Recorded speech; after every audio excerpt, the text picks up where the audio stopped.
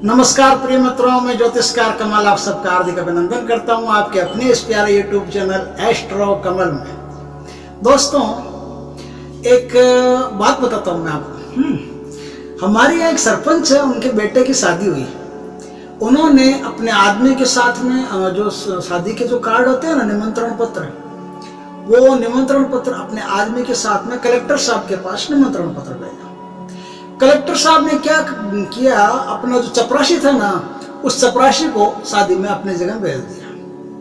Collector साहब के चपरासी को देखा तो उन्होंने सोचा कि यार कलेक्टर साहब नहीं आया, वो आते तो बढ़िया रहता। क्या होता है, ज्योतिष में एक नियम है, जब सूर्य और शनि आपस में एक ही राशि में बैठ जाते हैं, एक ही घर में बैठ जाते हैं या आमने सामने बैठ जाते हैं, तो क्या होता है, वो जब आपस में लड़ते हैं ना, सूर्य और शनि का आपस में टकराव होता है, तो वो खुद दोनों बाप बेटे क्या करेंगे, ना बाप बेटे को मारता ना बेटा बाप को मारता है, तो क्या करते हैं, वो शुक्र की बलि दे देते हैं। जब सूर्य और शनि एक साथ किसी घर में बैठे हों, तो उस कुंडली में कितना ही बलवान हो, शुक्र अपने आप कमजोर हो जाता है। तो इस तरह से क्या होता है कि बहुत बार जिंदगी में ऐसा होता है कि किसी तीसरे को अपने स्थान पर बलि चढ़ा दिया जाता है।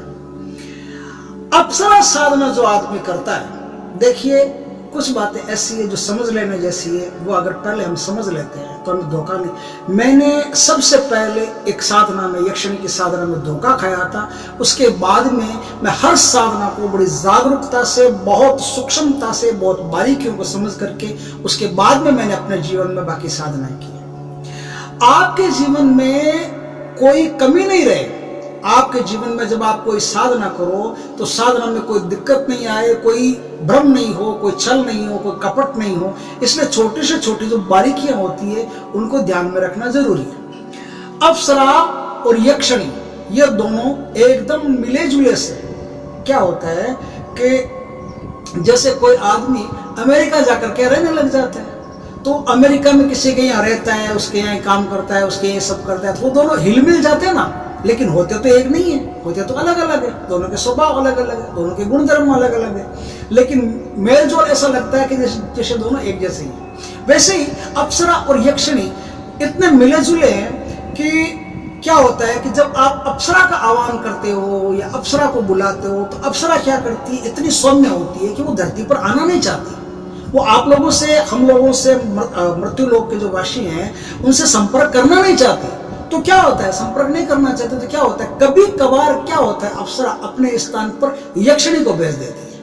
यक्षिणी की भी सिद्धि होती है। बहुत लोगों ने यक्षिणी की सिद्धि की है, यक्षिणी की सिद्धि से अच्छा लाभ भी उठाया है। बहुत लोग मेरे जान पहचान के भी हैं जिन्होंने यक्षिणी की सिद्धि की है। मैंने स्वयं ने भी यक्षिणी की सिद्धि की है, कोई दिक्कत नहीं है। लेकिन दिक्कत क्या है, परेशानी क्या है, तकलीफ क्या है, एक ही परेशानी है कि जब आप यक्षिणी की सिद्धि करो, यक्षिणी आए तो कोई दिक्कत नहीं है, लेकिन अप्सरा की सिद्धि करो, यक्षिणी आ जाए तो बहुत दिक्कत है। अप्सरा की सिद्धि करो और यक्षिणी आ जाए तो समझो कि अब आपका जीवन मतलब एक तरह से खतरे में पड़ गया है, आपका सब कुछ खतरे में चला गया है। मतलब कि अप्सरा की जगह यदि यक्षिणी आ गई और आपने यक्षिणी से सारे वरदान होंगे, जो बातचीत होगी, जो वचनों में बांधोगे, वो किसे बांधोगे, आप यक्षिणी को बांधोगे। और यक्षिणी तो बंधेगी नहीं, क्योंकि वचन तो आप अप्सरा मान करके ले रहे हो, तो वो तो मुक्त है। और मुक्त यक्षिणी जब अपनी मर्जी से आती है तो वो इसलिए आती है कि अप्सरा ने उसे भेजा है। उसके दिमाग में ये बात रहती है कि अप्सरा ने उसको भेजा है,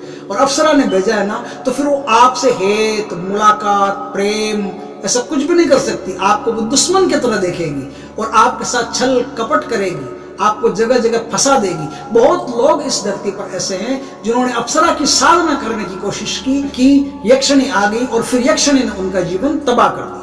तब आपको कैसे पता चलेगा कि अप्सरा आई है कि यक्षिणी आई है? तो मैं छोटी छोटी 2-3 बातें हैं वो मैं बता देता हूँ, आप आराम से समझ जाओगे यक्षिणी है या अप्सरा है। आप तुरंत समझ जाओगे। उसके बाद में आप कहोगे कि नहीं, आप नहीं देवी जी, आप जाइए, मुझे अप्सरा ही चाहिए। चाहे आप मेनका की कर रहे हो साधना, चाहे उर्वशी की कर रहे हो, रंभा की कर रहे हो, किसी की भी कर रहे हो, किसी की भी साधना कर रहे हो, उस साधना में ये बात सबसे ज्यादा समझ लेने जैसी है कि देवताओं का जो वर्ग है ना, वो आपसे मिलने में थोड़ा संकोच करता है, वो आपसे मिलने में थोड़ा हिचकिचाता है, मिलता नहीं आसानी से।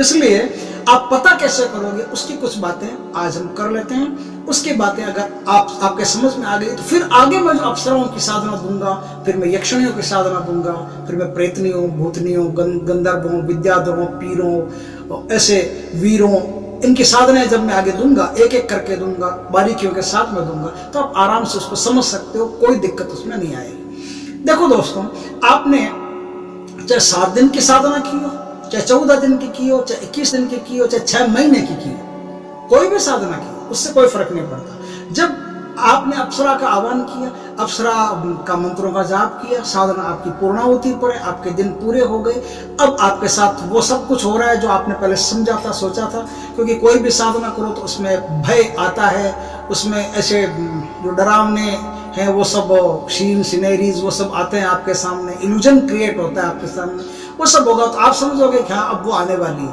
और वो आ जाएगी एकदम परी बन करके, सुंदरी बन करके आपके सामने।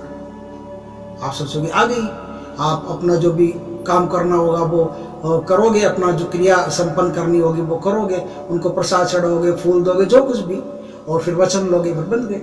लेकिन ऐसा नहीं है। यह छोटी सी समझ लेने वाली बात यह है कि अप्सरा और यक्षिणी का फर्क जो आप आराम से महसूस कर सकते हो, उस फर्क में आपकी पूरी जागरूकता चाहिए। पहला फर्क यह है कि अप्सरा जब आएगी तो आप अप्सरा की तरफ मुंह करके और अपनी नाक पर पूरी अपनी जागरूकता लगा देना, नाक पर पूरी ऊर्जा लगा देना, पूरी तन्मयता लगा देना। मतलब जो आपकी ये नाक की ग्रंथि है ना, इससे जो सुगंध अंदर आती है ना, हृदय के अंदर तक उतर जाती है। नाक के अंदर से जो सुगंध हृदय के अंदर उतर जाती है, वो सुगंध यदि अप्सरा आएगी तो आप देखना कि 7 तरह की खुशबू आएगी। अप्सरा आएगी तो 7 तरह की खुशबू आएगी। कैसे आएगी? आप अप्सरा की तरफ मुंह करके सूंघोगे, अलग आएगी, दूसरी तरफ मुंह करके सूंघोगे, अलग आएगी, तीसरी तरफ सूंघोगे, अलग आएगी।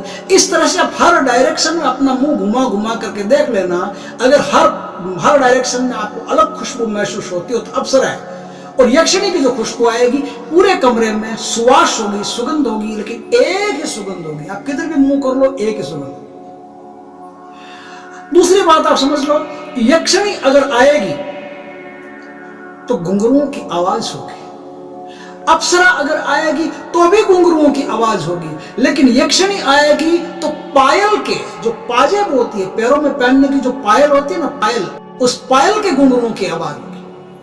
और अप्सरा अगर आएगी तो जो घुंघरू नृत्य करते समय हम पहनते हैं, उन जो भरत के घुंघरू आते हैं, भरत धातु के, कांसी के बाद में भरत होता है ना, जैसे भरत की एक धातु होती है, जैसे भरत धातु के जो घुंघरू होते हैं, उनकी जैसे कोई नाचते समय आवाज आती है ना घुंघरू की, तो वो आवाज आएगी।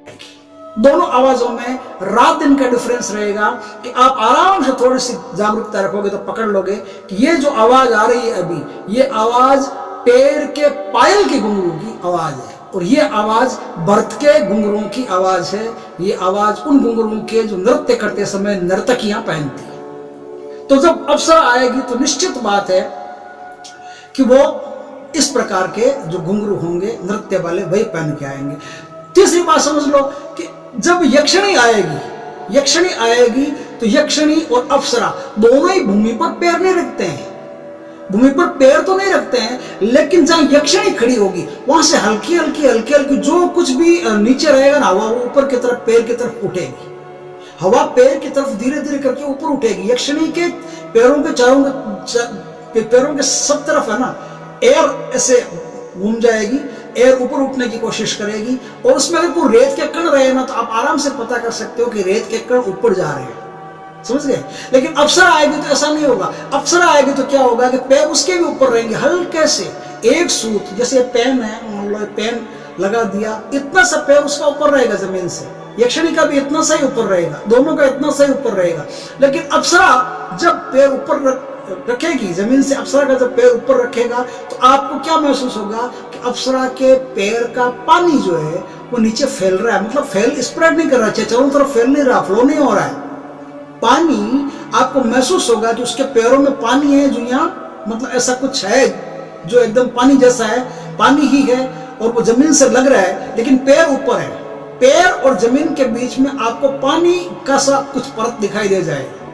दोनों में आप फर्क नोट कर लेना कि एक में पानी नहीं दिखाई देगा, सिर्फ हवा दिखाई देगी और वो ऊपर की तरफ खिंचती सी दिखाई देगी। दूसरी अप्सरा जो आएगी उसमें पानी दिखाई देगा। अब तीसरी और खास बात बता देता हूं, आप 2 तरह के फूल अपने पास हमेशा रखना। जब आप पूजा करो तो पूजा में 2 तरह के फूल रखना। दुनिया की कोई भी अप्सरा हो या दुनिया की कोई भी यक्षिणी हो, यह फार्मूला सब पर काम करता है। यह फार्मूला यह है कि आप एक प्लेट में, चांदी की प्लेट हो या जो भी सुंदर प्लेट आपके घर में हो, उस प्लेट में 2 फूल रखिए। एक फूल लाल रंग का रखिए, दूसरा फूल सफेद रंग का रखिए। दोनों जिंदा फूल होने चाहिए, मतलब तुरंत के तोड़े हुए या आज के तोड़े हुए या फ्रेश होने चाहिए। बासी फूल वहां नहीं चलते, इस बात का ख्याल रखना। फ्रेश फूल 2 फूल आप प्लेट में रखिए और प्लेट में फूल रख करके वो प्लेट उनके आगे कर दीजिए। यदि सफेद फूल उठाती है तो अप्सरा, लाल फूल उठाती है तो यक्षिणी। सफेद फूल उठा लिया तो समझो यक्षिणी, और लाल फूल उठा दिया तो समझो नहीं, सफेद फूल उठा दिया तो समझो अप्सरा और लाल फूल उठा लिया तो समझो यक्षिणी। यक्षिणी कभी भी सफेद फूल में हाथ नहीं डालेगी, ये उसकी खासियत है। और अप्सरा कभी भी लाल फूल में हाथ नहीं डालेगी, इस बात का खास ख्याल रखना। ये 4 बातें मैंने आपको बताई। 4 बातें उनकी नब्ज को पहचानने के लिए जरूरी है। कई बार ऐसा होता है कि आप साधना किसी की कर रहे हो और आ कोई और जाता है। भगवान शंकर की साधना करने में एक सबसे बड़ी जो दिक्कत आती है वो ये आती है कि भगवान शंकर की साधना करते करते एक समय ऐसा आता है कि भगवान शंकर से पहले जो महाप्रेत होता है, वो महाप्रेत भगवान शंकर के स्थान पर टपक जाता है और एकदम भगवान शंकर जैसा ही लगता है। एकदम ऐसा लगता है कि शंकर ही बॉस, भगवान शिव ही और कोई नहीं है, ये तो शिव ही है। लेकिन शिव और वो कहाँ महाप्रेत, कहाँ भूतनाथ, दोनों में तो रात दिन का फर्क है। तो दोनों कौन कब आ जाए इसका कोई ठिकाना नहीं, लेकिन साधना करते समय ये सब बातें आपको जरूरी है जान लेना, क्योंकि साधना में ये सब दिक्कतें आने वाली है। ये वीडियो इतना कीमती है कि जो भी कोई साधक हो उस तक ये वीडियो पहुंचाइए, शेयर कीजिए।